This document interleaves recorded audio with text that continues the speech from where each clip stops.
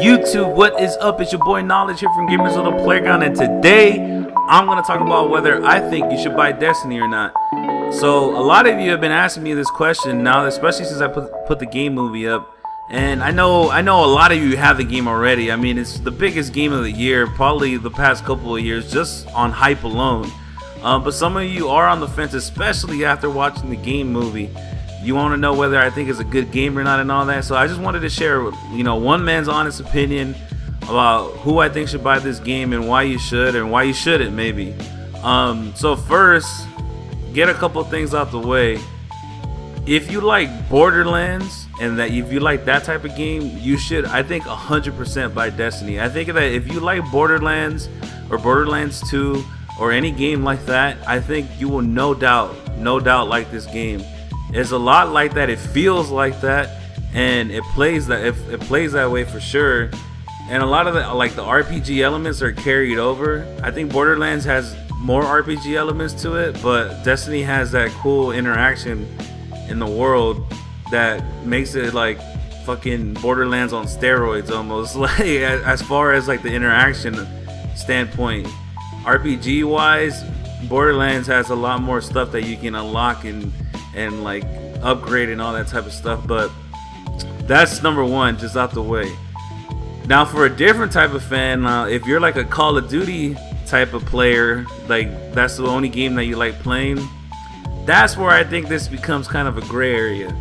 So like people who play Call of Duty mostly, like who have like just that game in their arsenal, that I think they might not like this game. This game it gets better after you reach a certain level. Like after you reach maybe level 18 or 20, and then you really start unlocking all this stuff, you kind of get bit by that bug, that RPG bug, where you just love making your character a beast. Like you just love getting all this armor and getting better weapons and like upgrading your ship and all that type of stuff. But if you don't like that, if you're not an RPG fan, you might play the first 5-6 hours of the game and just be like, what the fuck is this game? Like I don't understand what's the big deal about this game. And I'm not gonna lie, see, I typically don't play RPGs, so that's where I'm coming from. I'm not an RPG fan.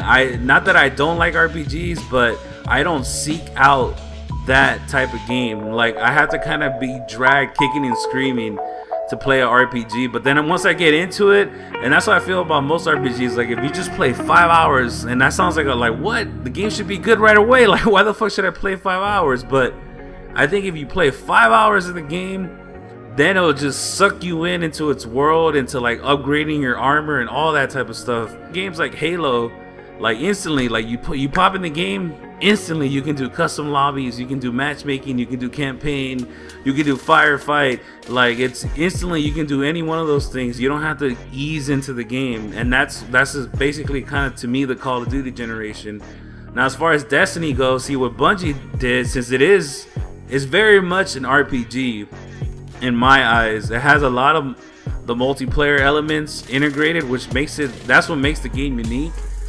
But it's not your traditional shooter, that's for sure. Because what Bungie did is, when you start the game, and a lot of you probably know this already because it was in the beta. If you like the beta, like definitely you're gonna love the rest of the game. But you start the game off and you have to play the first couple of missions of the game. Like you can't just jump into multiplayer. You have to play the first couple of missions, mandatory, required. You gotta unlock multiplayer aspects of the game. Now for those of you who don't understand how like the open world aspect of it works, I want to explain this right here and now, because I honestly, like, I've been reading about Destiny for the past year or so, and it's never been clear to me how this works exactly. And to me, like, I don't know if Bungie was just trying to hide it, or just they wanted to surprise people, or maybe the game reporters don't know how to explain it right, but I just never got it. So I don't know if there's other people like you out there. Here, I'm gonna explain this right now. So for example, the first part of the whole game takes place on Earth.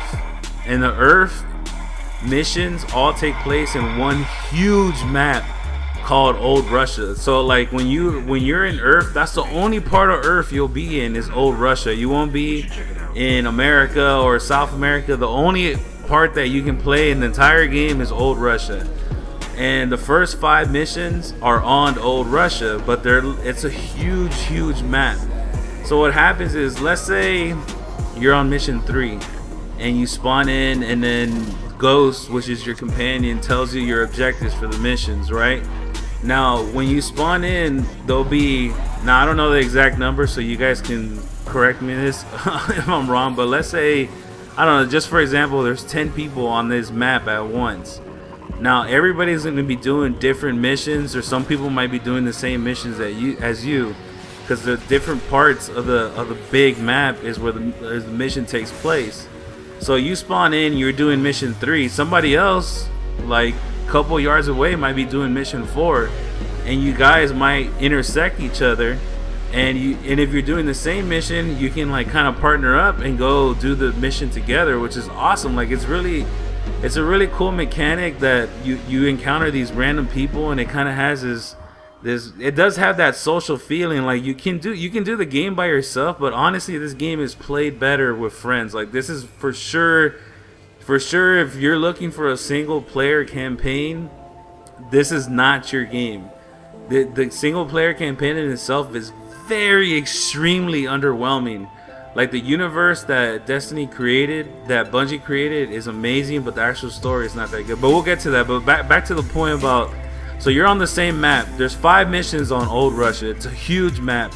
There's 10 people on this map, and they're all doing different missions. And you guys can intersect each other, pass each other by, maybe do missions with each other, fucking dance with each other. So like, that's what makes the game unique to me, is that it does have all this RPG elements. You keep upgrading your guns, your powers, all these different things that you acquire, your armor.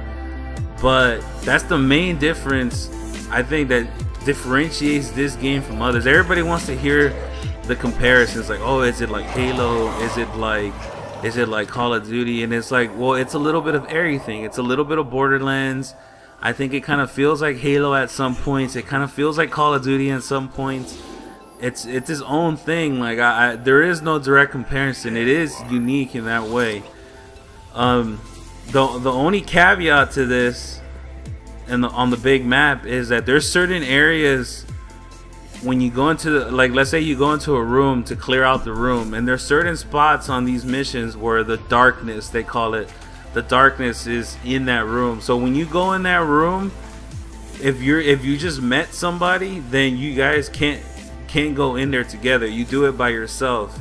So that's the only caveat there. If you go in with a whole party in the beginning of the mission, like if you and 2 other friends started the mission together, then you can go in together. But if you just met somebody, like somebody random on the map, then you can't go into these places with the darkness together. Like basically you'll see somebody, like you guys will be running in there together, and you'll look over, and then the guy will just disappear, and like he'll be doing it by himself.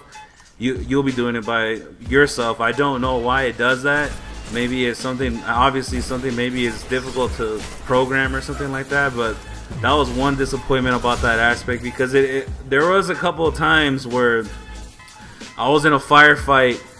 I'm fighting off a bunch of guys, and it's really hard. Maybe I was playing on a mission that was above my level, so these 2 guys come flying in. They jump off their bikes, their Sparrows, and they start blasting these guys, and then all 3 of us are fucking taking these guys out, and it was fucking epic. Those are the type of things that makes the game good, that like when you have these random encounters with strangers and you guys just work together. And then after we beat up the guys that were fighting, and then we started dancing. You know, it's just like everybody does it, and it's a funny thing. And then so I kind of was like, okay, let's do this together. I mean, I wasn't talking to them, but I mean, I just started running with them. We were going on the same mission apparently. We started running together, and then the darkness takes over, and then they disappear, and then I can't see them anymore. So that's the one part that I wish they could have changed. That would have made it, I think they would have made the game even so much better.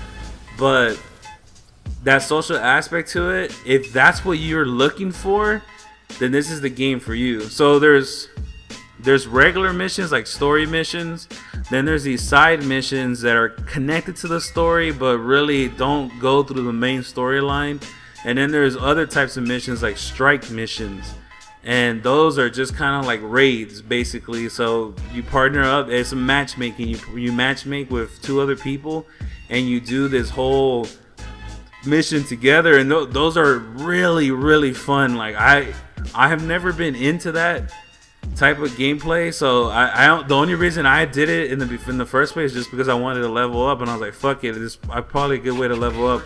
I started matchmaking, and then I don't know what it is, like I can't describe it, like it just felt good to be playing with 2 other, and we weren't even talking, I didn't have my mic on, you know, I was just trying to level up, grind through the game. And like, just because it's 3 unique people, all different armor, completely different, like it just felt epic. It felt more epic than just playing split screen where you have like Master Chief and like 2 Marines or two no-name Spartans or whatever, you know, like it's not the same. Like this is like 3 unique people, everybody with different powers, armor, classes, everything. And I think it's just a great social experience. So if you're on the fence, then I think you need to be ready to give the game a real chance. Like you can't expect to like the game right away. Like I said, if you like Borderlands and that type of game, I think you'll love the game right away. If you're more on the kind of Call of Duty side of things and like that type of first-person shooter, then you might not like this game right away, because it doesn't ramp up until you start doing more missions, and then you unlock the multiplayer, and then you unlock a multiplayer strike, like the raid playlist and all that type of stuff, like, and then you'll start unlocking all this cool armor, and then you'll get really into that. This game is a lot slower, but I think if you let yourself be taken in by this universe, then you should definitely buy this game, but just expect for it to take a while. And lastly, like I said, the campaign is underwhelming. The universe is amazing. When I was a kid, I was really always curious about like the other planets. I know a lot about them, just like on the scientific scale. Like I know that this isn't realistic because the Traveler made like Venus habitable and Mars habitable, which wouldn't happen. But I don't know, there's just this kind of cool awe about the solar system, about how cool would it be if there was life on these other planets. And I think that Destiny's universe really draws that out of you, that kind of that kid-like awe about our own solar system. And it's just really disappointing that they didn't spend more time on the story. Honestly, if they could have added just like 7 legit cutscenes, like Halo 4 caliber cutscenes, and I know they didn't do Halo 4, but I'm just saying those are really good cutscenes. If they could have had those, like just 6 or 7, if they could have put them in there and maybe shown you in the past, like in the glory times of the Guardians, or if they could have, because the whole game is Ghost. Like I said, Ghost is your AI companion who tells you everything, tells you what to do. I think if instead of Ghost telling you, like, because Ghost throughout the game tells you all the history, like as you're going, he throws in tidbits about how it used to be here and how beautiful it is, and or back in the good, or, you know, he tells you all this history of the Traveler and all these things that happened.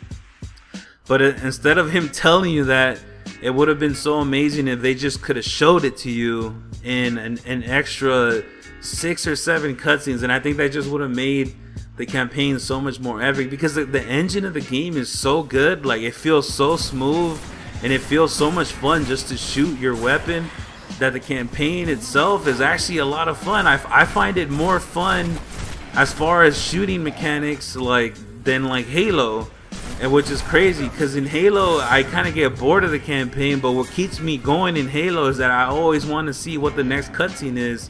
That's like your reward, is like you want to see the next cutscene. This game is kind of the flip. This game, it feels so good just to shoot that you don't mind playing through these long missions but then you don't get anything at the end. Sometimes you get a cutscene, then but it's nothing too special, just kind of in-game cutscenes. And not that all games have to have like pre-rendered cutscenes, but I just think, man, like if this game would have had that, kind of like in the trailers that had pre-rendered amazing shit, like if they would have had 6 or 7 of these just showing some cool shit, I think it would have taken this game to the next level. Multiplayer wise, so far it's fun. If you play the beta, you'll see like the competitive multiplayer. You know, you have your basic. Right now there's only 4 playlists. There's a free-for-all called Rumble, Clash, which is team deathmatch, there's a 3v3 team deathmatch, and then there's Control, which is your classic domination. And like I said, you also have another playlist for your raids where you can do like multiplayer matchmaking for raids. Nothing too crazy yet. There's definitely a lot of overpowered shit, but I expect all that stuff to be patched. Overall, when you get in a game that is where people aren't playing like pussies and aren't using just shotguns and fucking fusion rifles, like then the game is fun. But when they're using those things, it's not fun, because those they need to nerf that stuff. It's just way too overpowered right now, like extremely overpowered.